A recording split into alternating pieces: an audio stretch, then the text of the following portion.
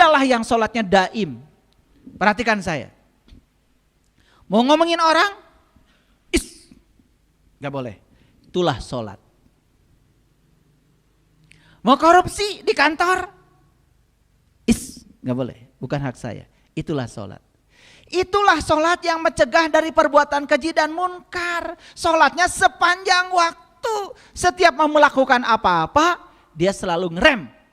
Itulah sholat. Rem sampai kamu tidak melakukan perbuatan keji dan munkar. Itulah sholat yang sebenarnya. Jujur Bapak Ibu. Jadi Bapak Ibu sholatnya sekarang ya. Sholatnya sekarang simbolnya atau hakikatnya? Yang 5 waktu itu simbolnya, latihannya, instrumennya. Tapi sholat yang sebenarnya sepanjang waktu. Yuk sekarang saya ajak Bapak Ibu. Yuk pada sholat setiap saat. Ulangi, pada sholat setiap saat. Mau berbicara yang buruk, langsung direm dari dalam. Enggak, langsung sholat. Mau memikirkan yang buruk-buruk, curiga sama orang, tidak. Langsung sholat. Nah sholat ini yang tidak kita lakukan.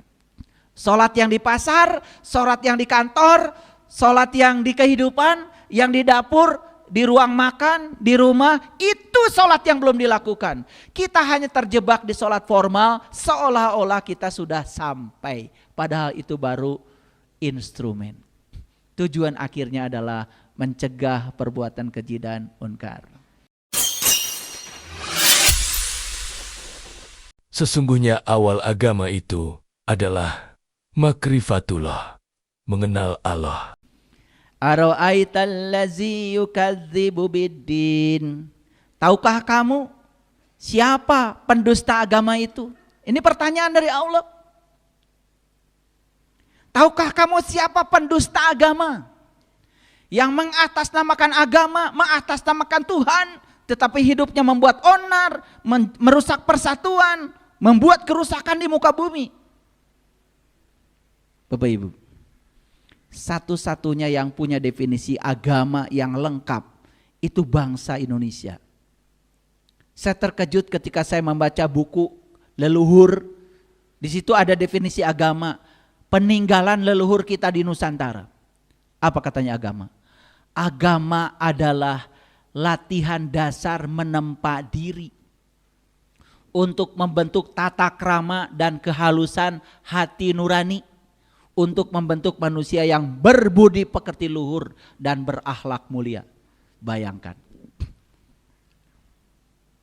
Tidak ada di negara manapun yang punya definisi agama seperti leluhur kita. Ulangi ya, ulangi. Tangkap intisarinya. Agama adalah latihan dasar untuk menempa diri, supaya terbentuk tata krama dan kehalusan hati nurani, untuk membentuk budi pekerti luhur dan akhlak yang terpuji. Bayangkan. Jadi agama itu adalah latihan dasar, latihan menempa diri. Tujuannya adalah membentuk tata krama dan kehalusan hati nurani. Harusnya orang beragama itu punya tata krama. Katanya beragama, pakai baju kayak orang suci, mulutnya menghujat. Dan yang model kayak gitu justru pengikutnya banyak, bingung saya.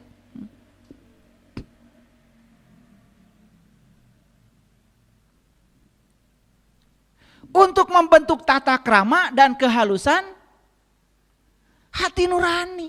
Jadi kalau orang sudah beragama harusnya hati nuraninya tuh halus. Bisa merasakan penderitaan orang lain, bisa merasakan kesusahan orang lain, peduli pada orang lain. Makanya puncaknya agama adalah kemanusiaan dan ketuhanan. Hasilnya apa? Hasilnya adalah terbentuklah manusia yang berbudi pekerti luhur dan memiliki akhlak yang terpuji. Kira-kira berdasarkan definisi agama seperti itu, menurut Bapak Ibu sekarang, tidak usah tanya orang lain. Apakah agama yang dianut Bapak Ibu hari ini, saat ini, sudah berfungsi Seperti itu.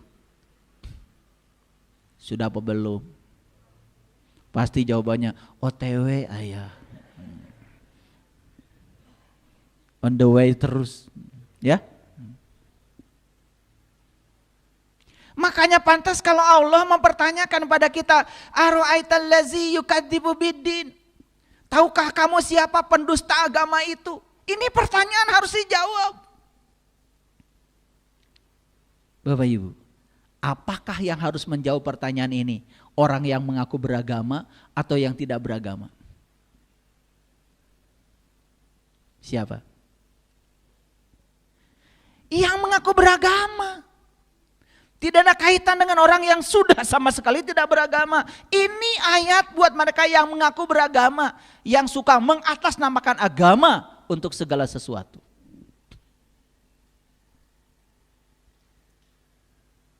Jawab. Tahukah kamu siapa pendusta agama itu? Mau jawabannya? Allah jawab, "Fazalikal ladzi yad'ul yatim." Itulah orang yang mentelantarkan yatim. Gak pakai anak, yatim. Pakai anak lagi.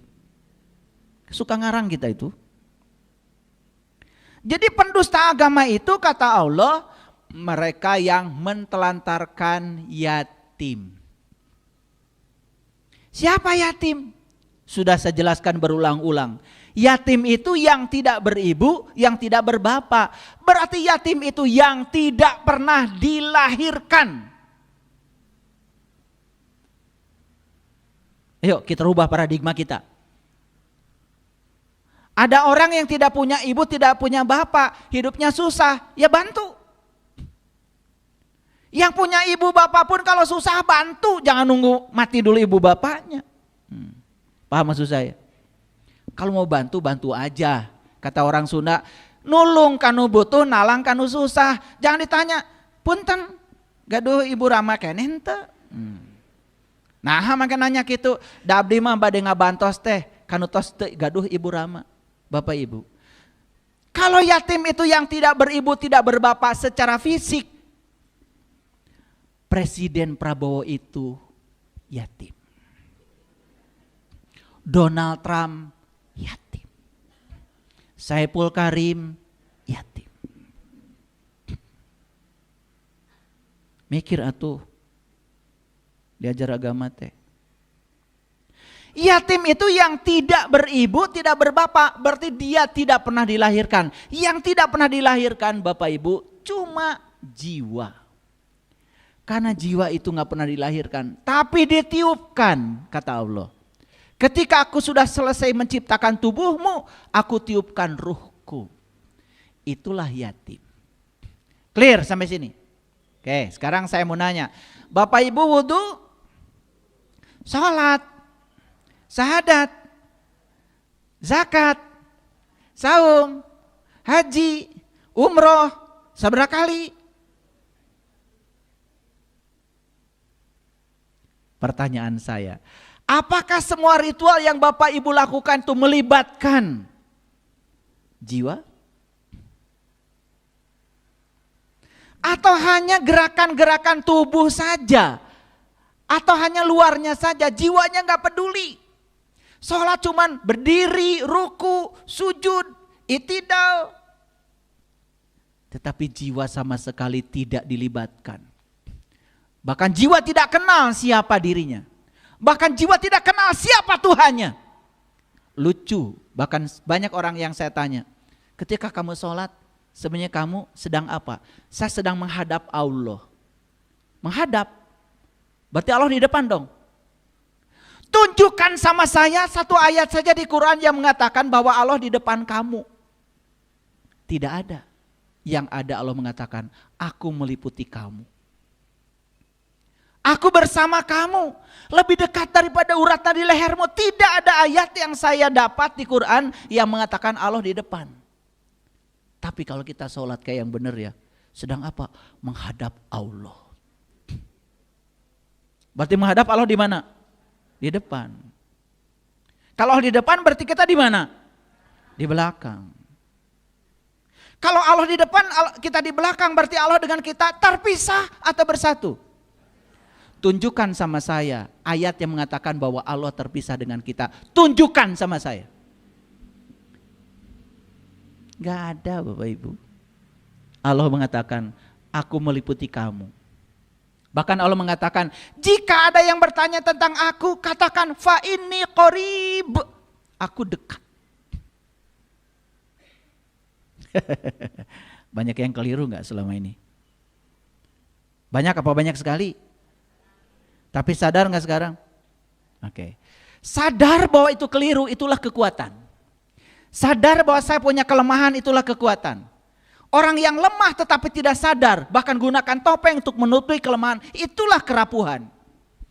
Jangan heran kalau agama hanya hidup di rumah ibadah, tetapi agama tidak ada di pasar, tidak ada di kantor. Bapak Ibu, korupsi itu bukan dilakukan orang ketika sedang sholat. Sebelum sholat dan sesudah sholat. Sampai Pak Presiden pusing, kenapa? Ini korupsi di Indonesia ini sudah merambah ke seluruh aspek kehidupan, bayangkan. Semua birokrasi koruptif. Mental ini. Padahal negara kita negara yang beragama. Tidak boleh di Indonesia ada orang mengaku bangsa Indonesia tidak beragama. Semua harus mencantumkan agama di KTP-nya.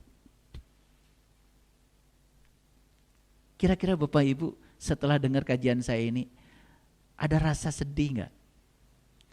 Ada rasa sedih enggak? Sedih enggak? Mikirin siapa? Wudhu sejak kapan itu Pak? Bu? Saya dari kecil. Sholat sejak kapan? Saya kecil. Tetapi ngomongin orang, jalan. Dendam sama orang, jalan. Fitnah sama orang, jalan. Betul enggak? Iya. Konflik dengan pasangan, jalan. Konflik dengan anak, jalan. Sekalian saya buka semuanya. Ulangi ya, siapa pendusta agama itu menurut Quran? Orang yang mentelantarkan jiwanya. Orang yang melakukan ritual tetapi tidak melibatkan jiwanya. Makanya agamanya hidup di rumah ibadah. Tetapi tidak hidup di ruang kehidupan. Saya kadang-kadang suka mancing-mancing.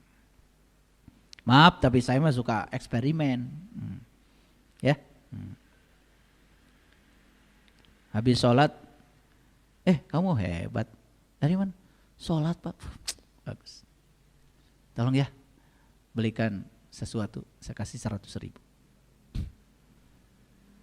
Padahal cuma 10.000 sebetulnya. Udah, saya udah lama. Saya pura-pura tidak tahu aja. Gak kembali itu 90.000-nya. Padahal kalau dikembalikan juga saya udah niat. Ya, mohon maaf kalau saya dengan istri saya, kalau saya nyuruh sesuatu ada kembalian berapapun, gak pernah saya ambil. Niatnya sebetulnya ini mau ngasih sebetulnya, ya, coba nyoba dulu kan habis sholat. Ya itu hasilnya. Enggak saya tegur sampai sekarang Bapak Ibu, biarin aja. Kan itu bukan urusan saya, itu urusan dia dengan dirinya sendiri. Oh, saya cuma tahu. Jadi saya cuma ngecek kalau sholatnya gak benar gitu aja. Gampang kok. Gampang Bapak Ibu. Ya. Habis sholat saya ajak makan. Makan. Ya. Saya coba. Ada gak inisiatif? Dan duitnya juga ada, dia punya. Sengaja saya ngambil tempe, tahu yang murah-murah. Takut dia ngitung. Kalau ngambil gurame kan dia ngitung nanti. Makin jauh dari teller. Kali aja di inisiatif gitu ya. Enggak, diam aja.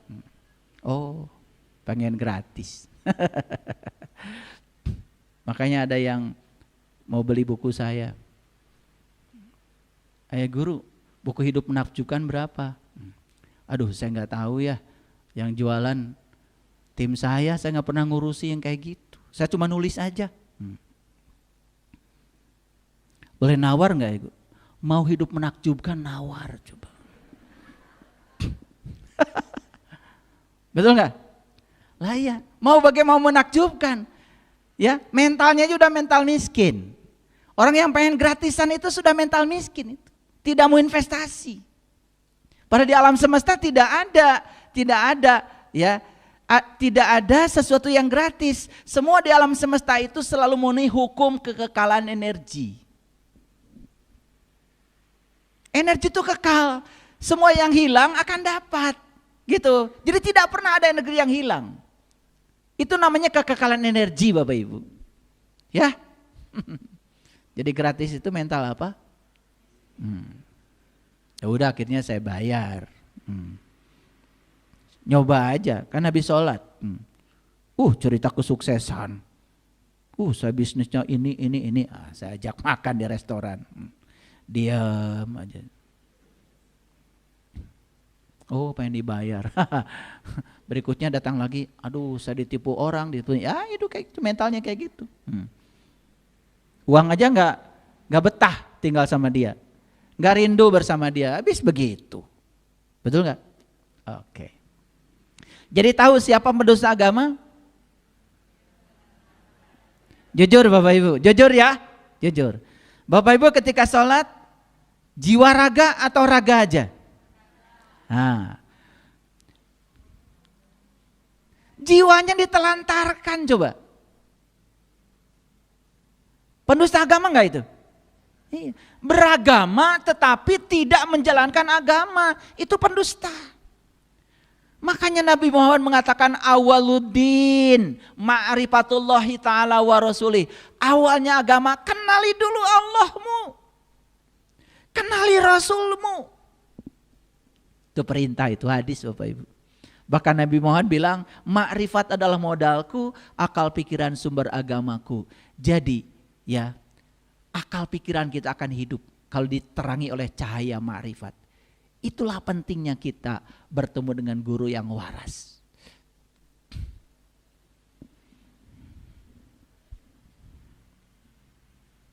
Itu yang pertama ya. Siapa pendusta agama? Ya siapa? Panjang-panjang. Pendusta agama adalah mereka yang mentelantarkan jiwanya. Panjang. Satu kata aja. Siapa pendusta agama? Gitu. Baru ngaji beres itu. Ya. Nanti kalau orang lain lagi. Orang lain lagi. Coba belajar jujur. Ya, kan sudah tadi. Pendusta agama adalah orang yang mentelantarkan jiwanya. Saya tanya lagi, siapa itu? Jangan diulang-ulang yang tadi. Bilang saya, gitu aja cukup. Nah itulah kekuatan. Berarti saya masih mendustakan agama. Pantes kalau agama hanya hidup di sajadah, di musola. Tetapi di ruang makan gak ada agama. Piring terbang. Di dapur gak ada agama. Betul gak? Nah gitu. Baca sih Bismillahirrahmanirrahim, tapi masak sambil marah-marah. Betul nggak? Udah akhirnya minyak cerot ke sini. Padahal kalau sadar Bismillahirrahmanirrahim atas nama Allah yang Maha Pengasih dan Maha Penyayang. Sebelum ke dapur bilang, ya Allah, saya ini istri. Tugas saya menyediakan makanan yang enak buat suami dan anak-anak saya. Izinkan saya ya Allah menjadi kepanjangan tanganmu untuk membuat makanan yang enak buat anak istri, buat suami dan anak-anakku. Bismillahnya coba begitu. Begitu disajikan makanan, disantap sama anak. Ibu, enak banget makanannya. Ada cinta di situ, ada energi. Marah-marah, begitu dicicipi, asin banget. Sayur asem mulu. Karena ternyata lupa sambil marah-marah ya. Yang dimasukkan memang asem aja. Kan judulnya sayur asem. Lupa pakai gula. Lupa pakai sayur, cuman air aja sama asam. Oke, lanjut ya. Yang kedua, nih lanjutannya. Siapa pendusta agama? Yang kedua, wala yahuddu ala ta'amil miskin. Dia tidak menganjurkan memberi makan orang miskin. Lihat saya semuanya. Tahu orang miskin? Tahu belum? Ya kalau belum tahu saya kasih tahu. Karena Bapak Ibu tuh orang miskin. Oh itu yang gak punya duit. Yang minta-minta. Itu aja otak kita selama ini. Yuk kita belajar bahasa Arab. Ternyata al-miskin dalam bahasa Arab. Miskin dalam bahasa Arab. Berasal dari akar kata sakana. Sakan. Arti dari sakan itu apa? Ya, sakan itu artinya diam. Tenang, tidak bergerak. Jadi miskin itu dia yang diam, yang tenang, yang tidak bergerak. Siapa itu? Jiwa. Diri sejati kita, kan yang bergerak tubuhmu. Diam, tenang, tidak bergerak. Ternyata al-miskin dalam bahasa Arab artinya adalah jiwa. Jadi siapa pendusta agama? Satu yang mentelantarkan jiwanya. Yang kedua nyaris tidak ada keinginan ngasih makan pada jiwanya. Jiwanya gak dikasih makan. Jiwa itu adalah nur. Makanan untuk nur. Ya nur juga. Kalau tubuh terbuat dari tanah, makanya makanan buat tubuh segala hal yang berasal dari tanah. Jiwa bukan dari tanah, jiwa itu nur. Karena jiwa itu nur, maka jiwa itu makanannya adalah nur. Sudah bisa ngasih makan pada jiwa. Ya Allah, sampai sekarang mulutnya aja gak tahu sebelah mana. Makanya ada orang yang menua tubuhnya tetapi tidak mendewasa jiwanya. Hidupnya dari dulu ya gitu-gitu aja. Tambah tua, tambah gampang marah, tambah tidak bijaksana. Kan ada tuh, mohon maaf Bapak Ibu, menjelang tua pikun. Kembali ke anak-anak. Ini sudah sinyal sebetulnya. Mohon maaf. Umurnya habis hanya buat tubuhnya. Tetapi umurnya tidak ada untuk ngasih makan jiwanya. Jadi siapa jiwa itu? Jiwa itu dia yang mengamati diri kita. Jiwa itu adalah sang kesadaran. Makanya sering saya sampaikan di kajian ini. Pikiran kita bukan kita. Tubuh kita bukan kita. Tapi yang mengamati pikiran dan tubuh kita itulah diri kita, sang kesadaran. Dia yang diam. Karena pengamat itu memang sukanya diam, mengamati. Makanya kenapa orang belajar meditasi? Belajar meditasi itu kan sebetulnya untuk menyadarkan diri kita. Bahwa diri kita yang sebenarnya adalah sang kesadaran. Bukan pikiran, bukan tubuh. Tapi diri kita yang sebenarnya adalah yang mengamati gerak tubuh dan gerak pikiran. Nah kalau kita sering berada di kesadaran itu, kita berada di Sidrah al-Muntaha, di puncaknya kesadaran. Jadi sekarang Bapak Ibu tahu siapa yatim? Tahu. Siapa yang miskin? Tahu. Dua-duanya siapa? Jiwa. Jadi si yatim ini ditelantarkan karena kita tidak memberi makan yang selayaknya. Habis seluruh hidup hanya ngasih makanan tubuh. Itulah orang yang berpenyakit kulit, kata Quran. Makanya pantas kalau agama hanya hidup di rumah ibadah. Tidak ada di ruang kehidupan. Kenapa? Karena ada ketimpangan dalam beragama. Agama hanya melulu urusan-urusan yang bersifat lahir. Habis waktu untuk berdandan. Mendandangi tubuh luar. Tapi tubuh dalamnya nyaris tidak didandani. Begitu. Udah terjawab judul ini? Oke. Jadi mengerti sekarang siapa pendusta agama? Kok gak ada suaranya?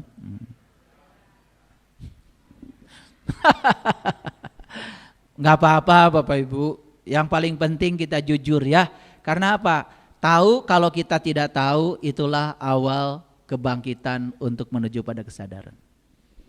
Clear sampai sini? Nah, akibatnya apa? Coba baca ayat selanjutnya. Fawailul lil musallin. Kecelakaanlah bagi orang yang sholat. Yang sholat aja celaka Bapak Ibu, atau komun untuk sholat. Yang sholat aja celaka kata Allah. Sudah terjawab kenapa celaka? Karena jiwanya ditelantarkan, jiwanya tidak dikasih makan. Makanya akibatnya ketika sholat itu malah sibuk ngurusi urusan-urusan pikiran. Begitu Allahu Akbar, bray segala gunting nu leungit ge kapanggih keur salatna.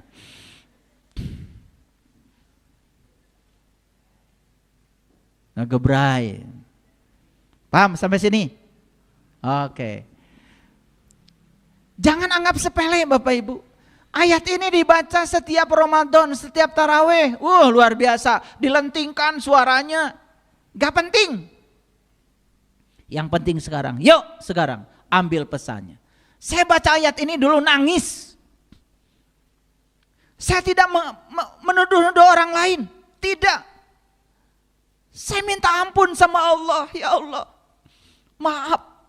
Karena saya tidak kenal diri sejati saya. Maka selama ini saya sholat, saya menjalankan apa-apa semata-mata karena urusan-urusan fisik. Karena saya bermuatan, ingin surga, takut neraka. Itu saja. Saya pernah di posisi itu Bapak Ibu. Makanya saya keliling dunia, saya cari guru. Saya ingin kenal siapa orang yang bisa memperkenalkan saya pada diri sejatinya saya. Saya ingin tahu jiwa saya yang mana. Karena kata Rasulullah, siapa yang kenal dirinya, maka dia akan kenal Tuhannya. Saya ingin mencontoh jejak langkahnya Rasulullah. Beliau tidak sholat dulu, tapi beliau Isra Mi'raj dulu. Beliau kenal dulu sama Tuhannya, baru beliau sholat. Pantas kalau sholat beliau bisa mencegah dari perbuatan keji dan munkar. Agama bagi Rasulullah tidak ada, tidak hanya di ruang ibadah. Beliau bawa agama ke dalam kehidupan. Lihat beliau, dengar sejarah beliau yang penuh cinta kasih pada siapapun. Bahkan beliau mau mencintai orang, tidak pernah bertanya agamanya apa. Berbuat baik sama orang, tidak pernah berbicara agamanya apa. Kenapa umatnya yang mengaku umatnya kok seperti itu? Maka di Quran dikatakan Muhammadur Rasulullah wallazina ma'ahu asyidda'u 'alal kuffar ruhama'u bainahum tarahum ruka'an sujadan yabtaguna fadlam minallahi wa ridwana. Luar biasa. Simahum fi wujuhihim min asaris sujud zalika masaluhum fit taurati wa masaluhum fil injil. Saya kalau baca ayat itu nangis. Muhammad adalah Rasulullah. Walladzina ma'hu asyidda'u 'alal kufar. Dan orang-orang yang mengikuti jejaknya beliau asyidda'u 'alal kufar, sangat keras terhadap kufar. Apa kufar? Kufar bukan orang kafir. Sangat keras terhadap ketertutupan. Nabi Muhammad mengajarkan kalian harus terbuka pada siapapun. Bahkan Nabi mengajarkan carilah ilmu walaupun ke negeri Cina sekalipun. Kafir itu artinya tertutup Bapak Ibu. Merasa paling benar, merasa paling soleh, merasa paling suci, tertutup pada pandangan orang lain. Itulah yang disebut dengan kufar. Coba perhatikan ketika kalian sedang berwudu. Ada enggak orang berwudu tangannya dikepalkan begini? Ada enggak? Tunjukkan sama saya. Enggak ada. Semua terbuka. Karena dengan tangan terbuka kita bisa menampung air. Dengan tangan terbuka kita bisa memindahkan air ke wajah kita. Dengan tangan terbuka kita bisa memindahkan air ke mulut kita. Itu dari Rasulullah. Ciri umatnya Rasulullah itu adalah asyidda'u 'alal kufar, bersikap tegas terhadap ketertutupan. Ini malah bersifat keras terhadap orang kafir. Orang kafir itu orang yang berbeda agama dengan kita. Jadilah menghalalkan darah orang lain atas nama agama dan Tuhan. Bagaimana bisa rahmatan lil alamin kalau begitu memahami agama? Maaf Bapak Ibu, dari Bali, dari Lebanon, dari semua negara banyak yang kirim surat sama saya. Kenapa? Saya baru merasakan Islam sebagai rahmatan lil alamin setelah mendengarkan kajian-kajian Islam dari saya, katanya. Jadi kalau ada yang masih curiga, saya katanya akan menghancurkan Islam, tidak. Saya ingin membuka Islam yang sebenarnya. Saya ingin menunjukkan pada dunia Islam itu rahmatan lil alamin, damai. Dan Islam tidak membenci orang yang berbeda keyakinan dengan Islam. Islam itu toleran pada siapapun. Saya tunjukkan dalam akhlak saya. Saya berteman dengan siapapun. Saya ke Bali, teman saya banyak di Bali. Saya ke Thailand, teman saya banyak di Thailand. Saya ke Jepang, teman saya banyak di Jepang. Saya tidak pernah berteman, apa agama kalian? Tidak. Bahkan saya sering malu. Kenapa? Yang disebut dengan kafir oleh saya sejak dari kecil, bahkan akhlaknya lebih bagus daripada mereka yang sok-sok beragama tapi akhlaknya buruk. Mohon maaf. Apa kata Rasulullah? Tarahum ruka'an, ya, ruka'an sujadan yabtaguna fadla minallahi waridwana. Bekas ruku dan sujudnya itu nampak di wajahnya Bapak Ibu. Itu di Quran dijelaskan. Di surat Al-Fat itu bagian yang terakhir.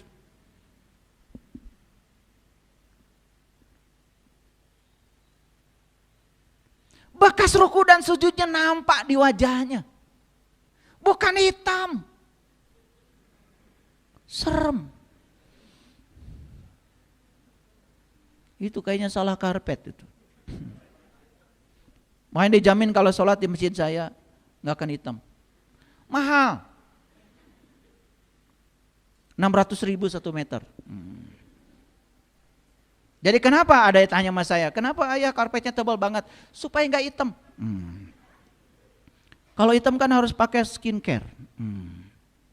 Bekas ruku dan sujud nampak di wajahnya. Wajahnya itu penuh dengan kelembutan. Maka dalam ajaran tantra, sentuhlah matamu selembut bulu ayam. Itu ajaran Buddha sebetulnya. Tapi saya sangat kagum dengan ajaran itu. Sentuhlah matamu selembut bulu ayam. Maksudnya apa? Maksudnya pandanglah semua orang dengan kelembutan dan cinta. Jangan mandang orang lain dengan curiga dan penuh dusta. Coba amalkan itu Bapak Ibu. Sentuh matamu selembut bulu ayam. Pandang semua orang lain dengan cinta tanpa curiga. Luar biasa. Lihat seorang istri yang memandang suaminya selalu curiga. Tidak init. Pulangkan saja pada ibu bapakku.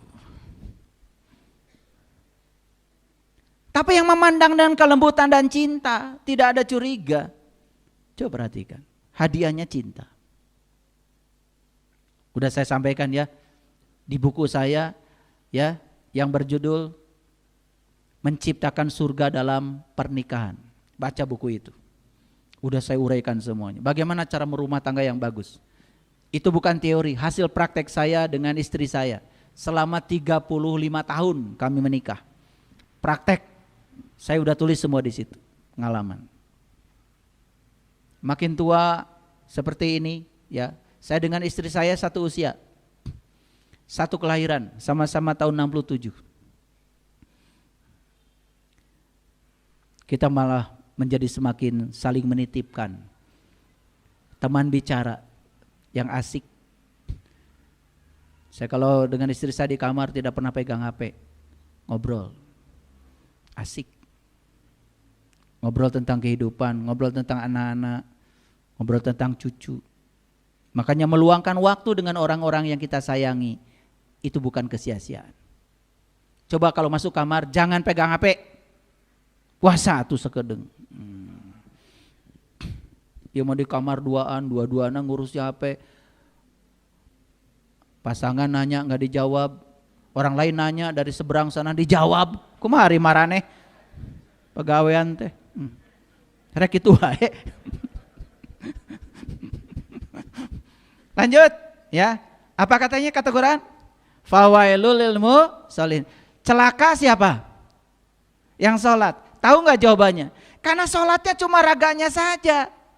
Ketika sholat tidak ngomongin orang kan habis sholat. Karena cuma raganya. Kalau sholat dengan jiwanya lahir batin Bapak Ibu. Itu sudah dijelaskan di Quran. Bahkan setelah sholat dia pun tetap sholat. Dialah yang sholatnya daim. Perhatikan saya. Mau ngomongin orang? Gak boleh. Itulah sholat. Mau korupsi di kantor? Gak boleh. Bukan hak saya. Itulah sholat. Itulah sholat yang mencegah dari perbuatan keji dan munkar. Sholatnya sepanjang waktu. Setiap mau melakukan apa-apa, dia selalu ngerem. Itulah sholat. Rem sampai kamu tidak melakukan perbuatan keji dan munkar. Itulah sholat yang sebenarnya. Jujur Bapak Ibu. Jadi Bapak Ibu sholatnya sekarang ya. Sholatnya sekarang simbolnya atau hakikatnya? Yang 5 waktu itu simbolnya, latihannya, instrumennya. Tapi sholat yang sebenarnya sepanjang waktu. Yuk sekarang saya ajak Bapak Ibu. Yuk pada sholat setiap saat. Ulangi, pada sholat setiap saat. Mau berbicara yang buruk, langsung direm dari dalam. Enggak, langsung sholat. Mau memikirkan yang buruk-buruk, curiga sama orang, tidak. Langsung sholat. Nah sholat ini yang tidak kita lakukan. Sholat yang di pasar, sholat yang di kantor, sholat yang di kehidupan, yang di dapur, di ruang makan, di rumah, itu sholat yang belum dilakukan. Kita hanya terjebak di sholat formal, seolah-olah kita sudah sampai. Padahal itu baru instrumen. Tujuan akhirnya adalah mencegah perbuatan keji dan munkar. Jadi berapa waktu Bapak Ibu sholat? 5 waktu. Ketika sholat bagus Bapak Ibu, gak ngomongin orang. Kan habis itu. Nah sekarang mari kita bertekad. Saya akan sholat sepanjang waktu. Bapak Ibu, saya sudah mempraktekkan sholat sepanjang waktu. Ada orang susah, bantu sholat.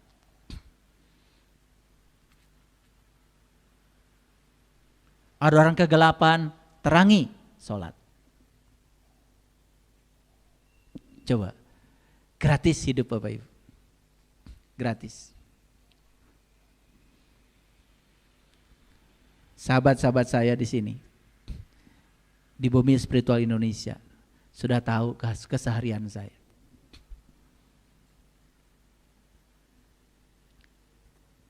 Saya baru mikir alpukat aja udah datang 1 peti. Dari dapur udah ada laporan telur habis katanya buat sarapan pagi. Gak kira-kira telur ayam kampung datangnya 3 peti. Kan gak mungkin saya makan sendiri. Betul gak? Iya, saya bagikan. Kalau telur umurnya kan pendek. Gitu. Kalau ada yang datang ke rumah saya, kenapa ya buah-buahan di rumah ayah banyak terus? Ya itulah surga. Kan katanya dipipit, ada lagi, dipipit, ada lagi, begitu. Dimakan, ada yang ngirim lagi, dimakan, gitu maksudnya, itu surga. Nyata sekarang, bukan hayalan. Paham? Mau begitu? Pasti mau, bereskan heula iya. Masih pendusta agama, bereskan dulu. Kalian mah kalau dipancing sedikit langsung pindah. Dasar pangeretan. Baru dipancing dikit langsung berubah haluan. Betul enggak? Mau begitu? Mau. Bereskan dulu ini. Ini topik kita hari ini. Kita tidak mau lagi jadi pendusta agama. Kan begitu? Betul enggak? Sholatnya tidak mau lagi cuma raga, ingin melibatkan jiwa. Jiwanya bisa lizikri, bisa ingat sama Allah. Satu-satunya syarat ingat sama Allah, maka jiwa harus dikenalkan dulu sama sang pemilik jiwa itu. Itulah yang disebut dengan ma'rifatullah. Udah nyampe pesannya? Ini Quran Bapak Ibu. Nah, alladzina hum an sholatihim sahun. Nah, kita ini sering memplesetkan. Sahun itu artinya lalai. Lalai itu menunda waktu sholat. Saya setuju menunda waktu sholat itu tidak boleh karena Allah harus menjadi the topmost priority. Setuju gitu. Tapi jangan menganggap kalau sudah sholat tepat waktu sudah selesai. Karena sahun yang sebenarnya adalah lupa. Catat. Sahun itu bukan lalai, lupa. Lupa pada siapa? Lupa pada Allahnya. Sepanjang sholat itu enggak ingat Allah sama sekali, lupa. Inilah yang agama hanya hidup di rumah ibadah, tapi mati dalam kehidupan. Sudah jelas? Coba Bapak Ibu, kalau diurut yang tadi ayatnya ya, coba. Aro'aital ladzi yukadzibu biddin, celakalah pendusta agama. Fazalikal ladzi yad'ul yatim, mereka yang menelantarkan yatim. Oh, yang menelantarkan jiwa. Bapak Ibu, kalau sudah merasa sudah tiap tahun mengasih sumbangan sama panti asuhan, itu mah biasa. Berbagi. Dan berbagi itu bukan buat orang lain. Kalau orang yang sadar kan memberi itu buat diri sendiri. Ngehargaan diri, ngehargaan maneh. Bukan buat orang. Saya bukan berarti Bapak Ibu tidak boleh ngasih makan orang yang disebut yatim, miskin. Bukan itu, bukan. Itu belum selesai. Makanya kan banyak orang yang sombong karena sudah mengundang anak yatim, karena naik pangkat, merasa sudah selesai. Bukan penulis agama. Belum. Belum. Ada yang ditelantarkan dalam diri kita. Itu jiwa kita. Yuk kita urut. Celakalah pendusta agama. Siapa? Yaitu orang yang menelantarkan jiwa. Ya toh? Dan tidak ngasih makan pada jiwa itu. Clear? Akibatnya apa? Sholatnya jadi celaka. Kenapa? Karena sholatnya lupa. Lupa pada siapa? Lupa pada esensi sholat. Kan sholat itu jelas di Quran. Ya. Innani anallah la ilaha illa ana fa'budni wa aqimis sholata li zikri. Sholat itu li zikri, mengingat kepada Allah. Nah sepanjang sholat jujur Bapak Ibu, apa yang Bapak Ibu ingat? Sok lah, rek mana? Dan saya tuh udah tahu Bapak Ibu teh yang ada di kepalanya tahu ya. Cuman kan saya mah tidak boleh membukakan aib orang lain. Tahu? Rek ngaku naon ge nyaho. Tapi saya juga kagum ya. Banyak orang-orang yang punya pondok pesantren datang ke rumah saya bicara secara pribadi dulu. Ketika saya sampaikan ayat-ayat begini, meneteskan air mata. Berarti saya ya yang masih begitu.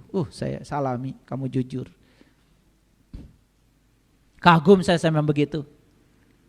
Kamu sudah jadi danau, kamu sudah jadi laut yang rendah, siap menerima air. Mereka yang masih seperti gunung batu, tegak, gagah, pakai topeng, merasa paling soleh, paling suci. Padahal ketika sholat juga ngawur yang diingat yang lain. Tapi gak mau jujur, selamanya sholatnya seperti itu. Orang yang berani sesat tidak akan tersesat. Tapi orang yang tidak berani tersesat selamanya tersesat. Jadi sahun itu apa artinya Bapak Ibu? Lupa. Lupa pada siapa? Makin jelas atau makin tidak jelas? Oke. Sering Bapak Ibu baca ayat ini? Sering dalam sholat? Ya? Kenapa sering baca ayat ini? Tertarik ya. Tertarik karena pendeknya. Keren ya Bapak Ibu. Pokoknya keren. Alladzina hum yuraun. Ini orang ini cuma ria aja. Ingin disebut muslim, ingin disebut sudah sholat, ingin disebut ahli surga. Lihat loh. Jika perlu digosok-gosok. Ada katanya diganjal pakai batu. Wih, luar biasa. Nyeri sirah tuh.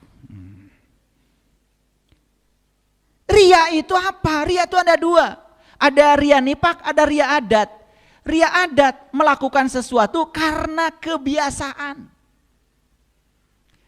Ria nifak lebih bahaya lagi, melakukan sesuatu karena bermuatan. Dia sholat tahajud karena bermuatan. Karena lagi ada masalah, kan gak ada masalah gak tahajud. Makanya tambah banyak masalahnya. Karena yang menarik dia tahajud kan masalah, bukan Allah.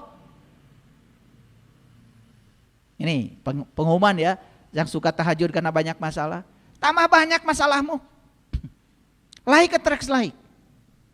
Harusnya tahajud dia karena Allah, bukan karena masalah. Ada masalah gak ada masalah, mau tahajud dia tahajud aja. Ini tahajudnya kalau ada masalah. Makanya begitu bangun tengah malam, kan malaikat langsung bangun juga. Tumben. Pasti 2 rakaat kata malaikat, betul nggak? Iya. Udah gitu, doanya udah ditulis ternyata banyak sekali ya. Minta ini, minta itu kata Allah. Semakin banyak kamu minta, semakin tahu aku kata Allah. Kalau kamu tidak merasa diberi selama oleh aku. Kan disuruh bersyukur aja kan? Syukuri apa yang ada. Nikmati semua anugerah Allah. Luar biasa. Makanya syukur yang bisa melipat gandakan semuanya. Wa yamna'unal ma'un, dan enggan memberikan bantuan. Nah, Bapak Ibu perhatikan saya.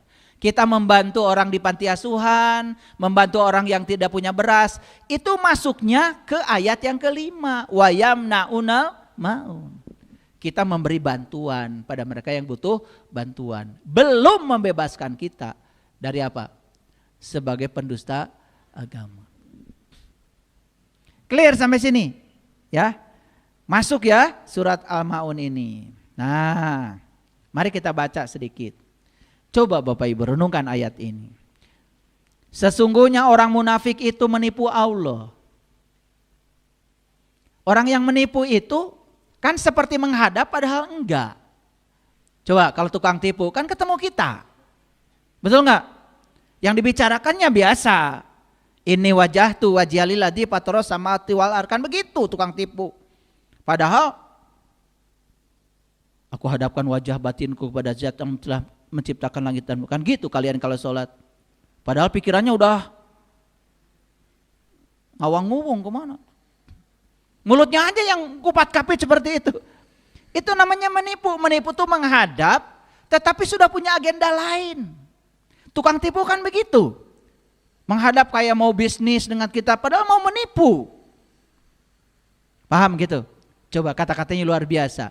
Ya, sesungguhnya orang munafik itu menipu Allah dan Allah akan membalas tipuan mereka. Bukan Allah yang membalas. Dia sebetulnya sedang menipu dirinya sendiri. Dia dibalas oleh hukum alam. Apa tipuannya orang munafik? Dan apabila mereka berdiri untuk sholat, wa iza qamu ila sholah qamu kusala, mereka sholatnya malas. Ini ada yang terketik sama saya, ada S-nya. Malas. Gak sengaja saya. Kok saya bilang barusan S-nya ada 2. Malas. Malas itu karena tidak merasakan nikmatnya Bapak Ibu.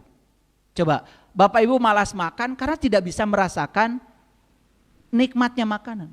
Bapak Ibu disuguhi makanan yang bukan kesenangannya, pasti malas.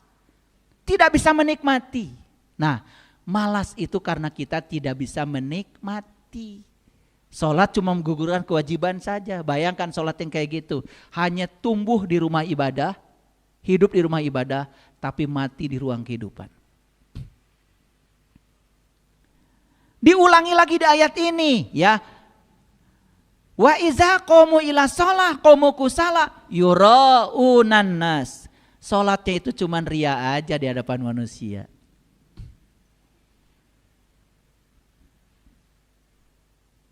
Nah ibu sholat. Isin atuh tuh sholat. Bila dicari hoskun ke Ibu Yeti.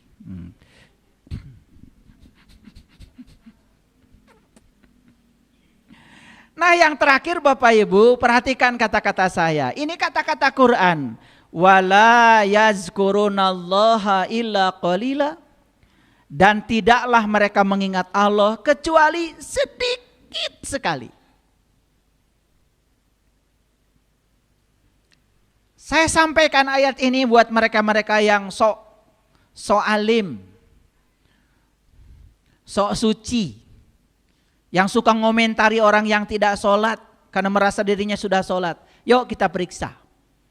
Kata Quran, orang munafik itu bukan yang tidak sholat, tapi yang sholat. Cuma sholatnya apa? Satu, malas. Tidak menikmati karena tidak tahu rasanya. Tidak tahu siapa yang disembahnya. Sholatnya cuma raganya saja. Jiwanya ditelantarkan. Dua, sholatnya cuma untuk ria di hadapan manusia. Tiga, sholatnya tidak mengingat Allah kecuali sedikit sekali. Sedang sholat saja gak ingat sama Allah. Apalagi di luar sholat. Sedang sholat saja sudah melupakan Allah. Sahun. Bapak Ibu lihat saya semuanya.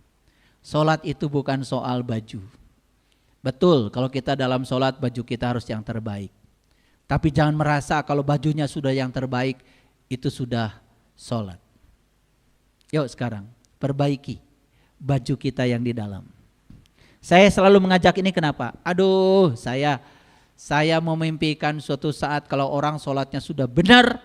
Sebagaimana tuntutan Rasulullah SAW, sholat itu benar-benar bisa mencegah manusia dari perbuatan keji dan munkar. Masih ingat wudhu yang tadi? Masih ingat? Nah, makanya inilah perintah sholat. Perhatikan sekali lagi. Bacalah apa yang telah diwahyukan kepadamu. Ini Quran surat Al-Ankabut ayat 45. Yang tadi tentang orang munafik itu yang sholat, itu surat An-Nisa ayat 142. Silahkan. Bahkan di An-Nisa 145 Allah mengatakan, ya, tempatnya orang yang sholat tapi munafik itu adalah neraka. Dan saya sudah jelaskan ya, neraka itulah di sini, saat ini, sekarang. Gampang marah neraka, gampang tersinggung neraka. Itulah neraka. Saya jujur mau tanya Bapak Ibu, banyak gak orang sepertinya sudah sholat tapi masih gampang marah, gampang tersinggung? Betul gak kata Quran tempatnya neraka? Betul gak neraka itu saat ini? Eta, jangan jauh-jauh. Makanya kata Quran surat Al-Ankabut, perhatikan, ini adalah surat terakhir yang saya sampaikan hari ini. Atlu ma uhiya ilaika minal kitab wa aqimis sholat. Bacalah apa yang telah diwahyukan kepadamu yaitu kitab dan dirikanlah sholat. Saya tanya Bapak Ibu, mendirikan sholat dulu, baca kitab dulu? Baca kitab dulu. Kitab itu bukan Quran. Nabi Muhammad sudah baca kitab, Quran belum ada. Kitab itu kalamullah. Kalamullah itu sebetulnya hakikatnya adalah Allah itu sendiri. Berarti ayat ini perintah buat apa? Perintah untuk mengenali Tuhan sebelum kita sholat, itu intinya. Lanjut. Sesungguhnya sholat itu mencegah dari keji dan munkar. Keren gak Bapak Ibu? Ngikutin ini gak Bapak Ibu sholatnya selama ini? Baca kitab dulu, sholat dulu. Ada yang terlewat gak dari ayat ini? Ada. Pantas gak sholatnya hanya di rumah ibadah, tetapi di dalam kehidupan gak ada sholat? Pantas gak? Yuk, ini ceramah saya ini ya untuk membuka, menyadarkan. Karena ceramah kesadaran, ini hipnoterapi, bukan ceramah biasa. Kalau ceramah yang biasa ya ikuti aja para ustadz, para ulama, para kiai. Saya kan Ya modalnya kayak gini. Saya ustadz bukan, ulama apalagi, kiai dari mana?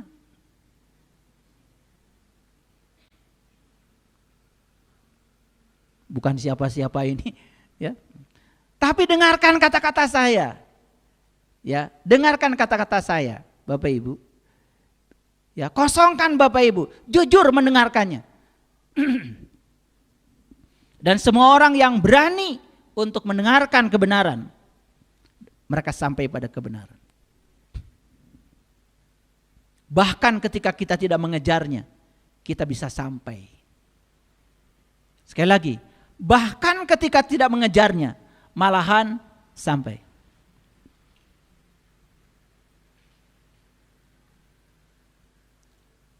Ulangi lagi. Bacalah apa yang telah diwahyukan kepadamu, yaitu kitab. Baca apa dulu? Kitab. Setelah itu apa? Dirikanlah sholat. Karena sudah tahu dan kenal kepada Allah, sepanjang sholat gak ada yang diingat kecuali Dia. Bergetar Bapak Ibu. Bisa berjam-jam sholat itu. Sampai kakinya Nabi Muhammad aja bengkak. Baru kata Allah, sesungguhnya sholat itu, pakai itu.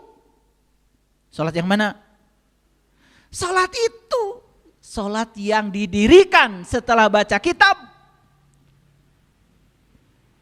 Mencegah dari keji dan mungkar. Dan sesungguhnya, kata Allah, mengingat Allah sangat besar. Wala zikrullahi akbar. Tidak ada yang lebih besar dari mengingat Allah. Bapak Ibu, lihat saya semua. Ketika sholat yang 5 waktu, hanya Allah yang diingat. Habis sholat, hanya Allah yang diingat. Mau ngomongin orang, langsung ada rem di sini. Tidak. Mau menyakiti orang, ada rem di sini. Tidak. Mau ngambil hak orang, ada rem di sini. Tidak. Bahkan saya mau menawar aja, mau nawar. Makanya saya suka janji sama istri saya. Ya ke pasar, yuk. Karena bagi saya dengan istri saya ke pasar itu refreshing. Ketemu orang, asik tuh ya. Buat singkong di kanan, buat timun di kiri, asik itu olahraga. Ternyata ada penelitian. Sering pergi bersama pasangan ke tempat-tempat seperti itu memperpanjang umur. Keren tuh penelitiannya, luar biasa. Ya, coba bareng-bareng ya, asik. Tapi saya suka pakai syarat, nanti di pasar jangan ditawar ya. Timun 6.000 1 kilo, 2.000 ya mang. Itu bukan menghina tukang dagang, itu menghina Allah. Ya Allah, petani itu cuma naruh bijinya. Yang menumbuhkan aku, kata Allah, sampai sebesar itu. Kok kamu tidak menghargai aku, kata Allah. Tawar, 10.000. Karunya atuh, malak dage lila. Ya Allah, Bapak Ibu. Kadang-kadang kita suka tega ya. Kalau nawar, coba mulai sekarang jangan nawar ya, itu aja dulu. Syukur kalau dinaikkan harganya. Coba nanti, praktekkan dari saya. Waduh Bapak Ibu, berkelimpahan. Saya itu di Jelekong nanam timun di gunung. Ya. Setiap hari, ya saya hitung nih. Ya, yang kerja di Jelekong itu yang nanam timun tuh 4 orang. Kalau di Jelekong tuh ngabedug namanya. Gajinya di sana 60.000 sampai jam 12. 4 kali 6, 240. Kali 6 hari. Sok hitung sorangan. Panen timunnya 3 bulan Bapak Ibu. Begitu dijual ke pasar ditawar 2.000. Begitu saya jumlahkan sekian kintal itu cuma dapat 400.000. Padahal seminggu gajinya aja lebih dari 2 juta. 3 bulan sok hitung sabaraha. Kacida tanu nawar. Karena saya pengalaman udah nanem Bapak Ibu.